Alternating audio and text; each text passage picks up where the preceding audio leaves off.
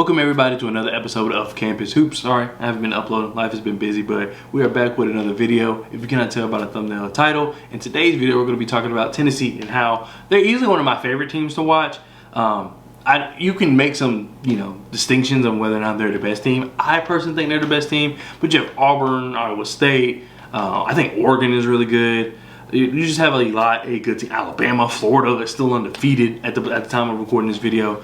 And I think they play Kentucky this weekend, so that's going to be exciting. But either way, my point is, I think Tennessee's one of the better teams. And they do it in a way that makes you think they're going to be successful in the tournament. Now, the tournament is crazy. Of course, we're talking about NCAA tournament. The tournament is crazy. You never know what's going to happen. But one thing I will say about this Tennessee team is that defense travels, and their defense is stout. I think that they're only allow 56.6 points per game. That's fifth in the nation. That's fifth, and they do it in a bunch of different ways. They have two guards in Lanier and Zeigler. I always mess up his name. I'm sorry, but they have two guards who they're going to defend. Zeigler obviously won the SEC Defensive Player of the Year last year. And Lanier tried. I said Lanier. Where am I getting Lanier from? I think I'm thinking of the guy from Iowa State. Either way, Lanier. I'm sorry. Lanier. He tries, and he plays good defense as well, but Zeigler obviously is the guy. And especially considering him being so small, I think that is just incredible. That sets the tone for the rest of the team. Having a team just that good on defense and also just that efficient on offense is what causes this team to be so good. There's going to be ways to beat them, of course. Like, they're really good on the boards. You have Phillips, who's 47th in offensive rebound percentage, and you have Okpara, who's 44th in offensive rebound percentage, and then Milicic is 48th in defensive rebound percentage. So you have three forwards, bigs, however you want to put it. Positions are becoming more positionless every day, but you have three forwards, bigs that are really, really good at rebounding or keeping the other team off the boards. That prevents fast break opportunities. But I think also a key part in that is that they're so efficient on offense. Like, Lanier is shooting ridiculous from the field. He's shooting 45% from the field, 47% from three, and 73% from the field, the free throw, but whatever. I think that, like, when you have a player like that and you have Milicic, who I think he's not shooting well this year. I should have got his percentage, but he's not shooting well this year. However, he has a history of shooting much better than this. So at some point, I do believe he's going to catch fire. So that's why Tennessee, to me, is just so dangerous. You have that defense, which they play man. And they don't really, from what I've seen, they don't really switch a lot. And I waited till after the Norfolk State game just because the hardest thing about been uploading on this channel is games happen. And so by the time I get like all the stuff I need to make a video, they're playing again. And then it's like, they lost. So then I have this whole video playing how they're so good. So I didn't want that to happen. But either way, I'm recording this the day after the Norfolk State game. Which was a decent game. Like that, what Norfolk State kept trying to do is kept trying to get them to switch, and they just would not switch.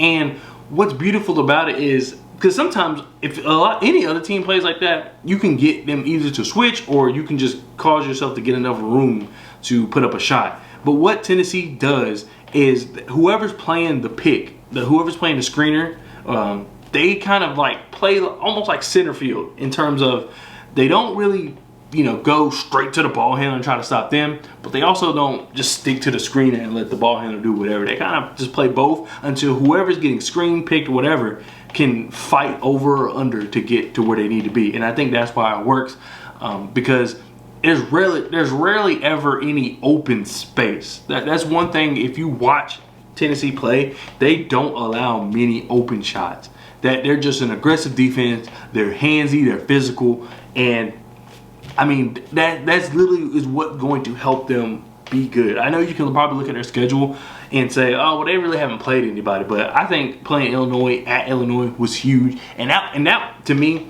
is a game you want to see. Their offense sucked at the beginning of that game, but their defense is what kept them alive, and they ultimately ended up winning that game. Though I think it was only by 1 point, they still ultimately ended up winning. So going in a hostile environment, carrying your defense with you while your offense isn't hitting, and being able to pull out that win against, I think, a good Illinois team, think that's huge. And I was looking at all their scores, and I was like, I don't remember anyone scoring 70 on Tennessee. I thought no one scored 70. It ended up being Syracuse. Yeah, they ended up scoring 70 exactly, but other than them, no one has scored 70 points. And what's crazy, that game was at home. I definitely thought that game was going to be a road game when I saw it, but that game was at home. But yeah, they allowed 70 to Syracuse, but no one else has been able to score under 70. So when you're only allowing 56.6 points per game, I think that's going to tell you how you're going to probably perform in the playoffs, because that defense travels. I've said it, I'll say it again. Teams are only shooting 35% against them from the field and only like 20-something% from three. Every single shot is contested. I've seen blocks on the perimeter. I've seen blocks in the paint. And what's beautiful about they're just like how they're able to get their blocks and how they're able to contest their shot is that their bigs are smooth and agile and nimble enough to they're able to kind of go downhill with the ball handler and meet them at the rim and block the shot. And then they, you know, their guards are good enough to where if they do have a big that pop, technically, yes, they probably could shoot over, especially Zeigler, but he plays such scrappy defense that a big is going to second guess. This is not the NBA where you have guys like Wemby who are just going to shoot. If they know they're taller than you, they don't care how good your defense is. They're just going to shoot. They feel comfortable shooting. This is college basketball. It doesn't work that way. So Zeigler's able to put enough pressure. Lanier's able to put enough pressure on these bigs that try to pop out to where they just don't automatically shoot the ball and the team has to reset. That's just, they don't switch, like I said, but they have the ability to, they could be a really switchable team, but switching gets confusing. It's always trying to figure out who's going where and when.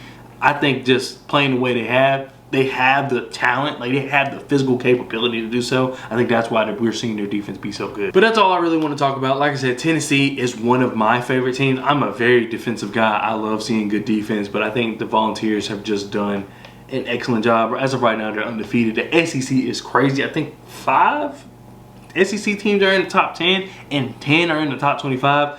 I do want to do a video on that. Hopefully it will release before Saturday, because some of that will change as Florida plays Kentucky. So, you know, someone's got to lose there. But that's going to be a great game. I might just do a reaction to that game. I know that game is going to be crazy. If I'm not mistaken, I think it's in Kentucky. So it's going to be a fun game to watch. Rupp Arena, if it is in Kentucky. I believe it is, but I need to go make sure.